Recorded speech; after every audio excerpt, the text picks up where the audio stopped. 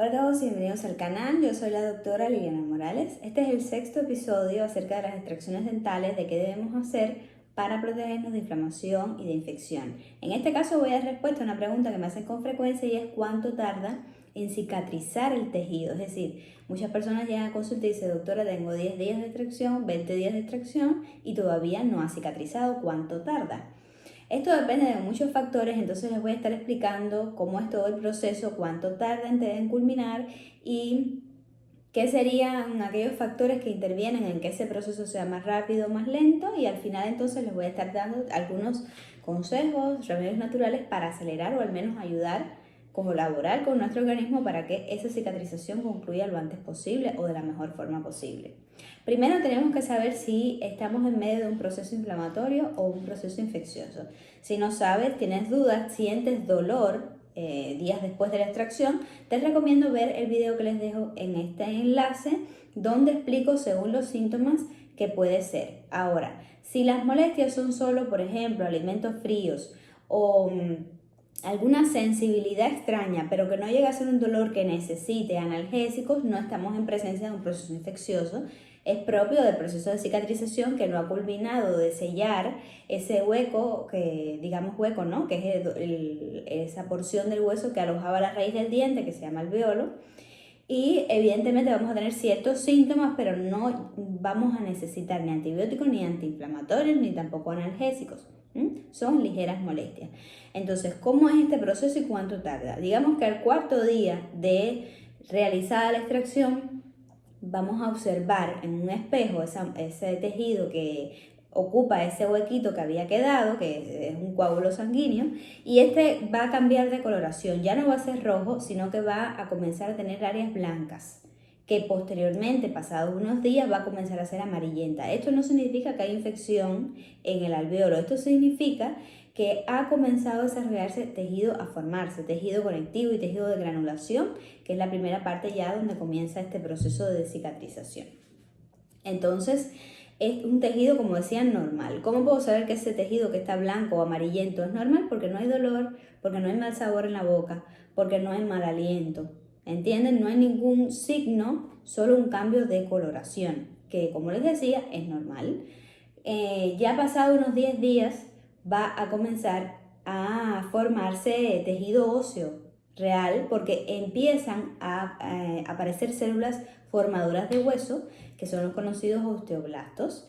Y entonces a partir de esos 10 días hasta la cuarta semana, es decir, hasta el mes, se va a formar un callo que a medida que pasen los meses se va a calcificar, se va a formar bien un hueso maduro y entonces se va a sellar completamente ese alveolo, y por tanto cuando se hagan una radiografía pasado ese tiempo van a observar un hueso normal, continuo a el resto del tejido, lo que no significa evidentemente que van a tener un hueco durante 5 o 6 meses. Significa que durante un mes ustedes pueden tener todavía cierta apertura, sobre todo aquellas personas que no le colocaron sutura, porque la cicatrización no va a ser por contacto, no hay nada que proteja ese coágulo, sino que va a ser una cicatrización un poco más lenta. Entonces, es decir, durante un mes ustedes pueden sentir ciertas molestias, es normal porque estamos hablando de una pequeña intervención quirúrgica que es la extracción. Ahora, como les decía, también les voy a explicar cuáles son aquellas situaciones o condiciones que hacen que la cicatrización sea más lenta o sea más rápida. Esto va a depender de factores externos e internos. ¿Qué factores son externos? Por ejemplo, que la persona fume, es decir, tenga el hábito del tabaquismo, del alcoholismo. Alteraciones otras también podrían ser las infecciones, sean antes de la extracción dentaria, sean después de la extracción dentaria, si una alveolitis seca o húmeda, donde posiblemente hubo que hacer un curetaje, donde hubo que aplicar ciertos medicamentos ahí de manera local. Es decir, hubo toda una serie de procesos que van a hacer que la cicatrización sea más lenta.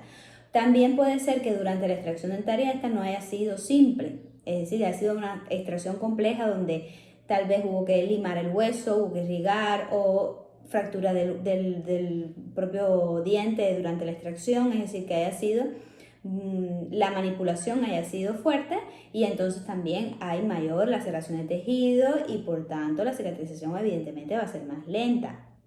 Todos estos factores influyen.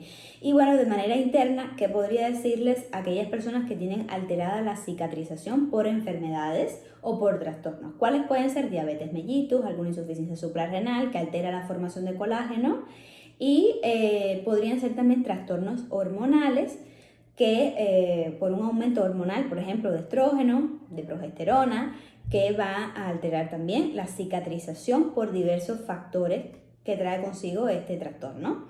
Entonces, una vez que ya sabemos cuánto dura todo ese proceso de cicatrización, ya sabemos también qué puede haber afectado o haber provocado que sea más lento, cómo podemos acelerar, cómo podemos mejorar, ayudar a nuestro organismo a que esa cicatrización sea más rápida.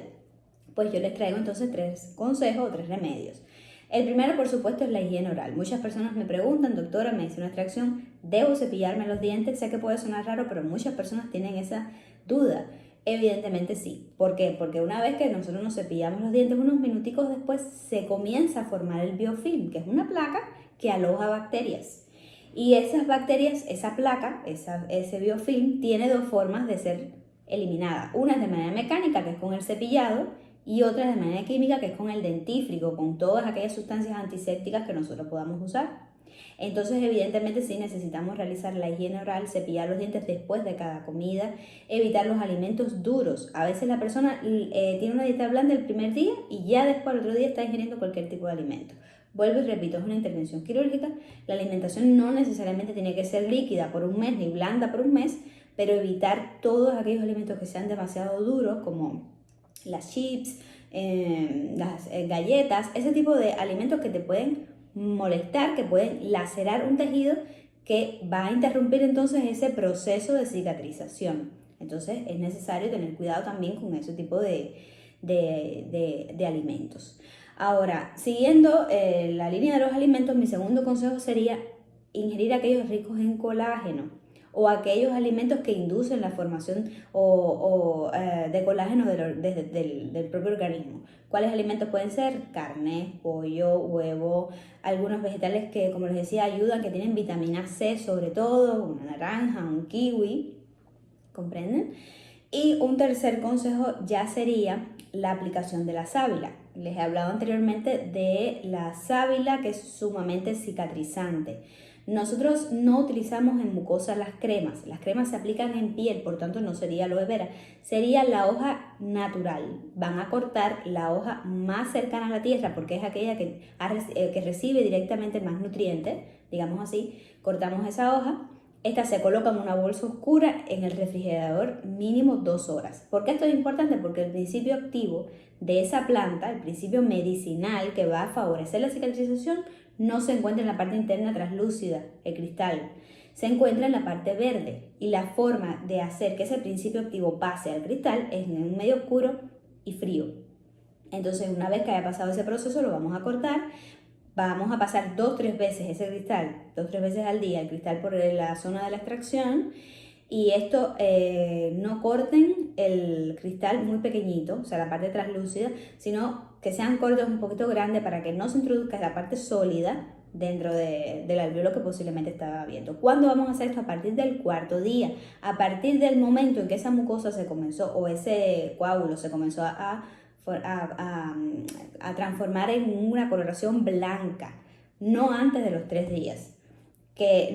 ¿Por qué? Porque hay otro proceso que tal vez no es el momento de aplicarla. Cuando ya comienza a formarse ese tejido blanco, entonces van a aplicar la sábila. Cualquier duda déjenlo en los comentarios, no olviden suscribirse. Gracias por su atención, yo soy la doctora Liliana Morales.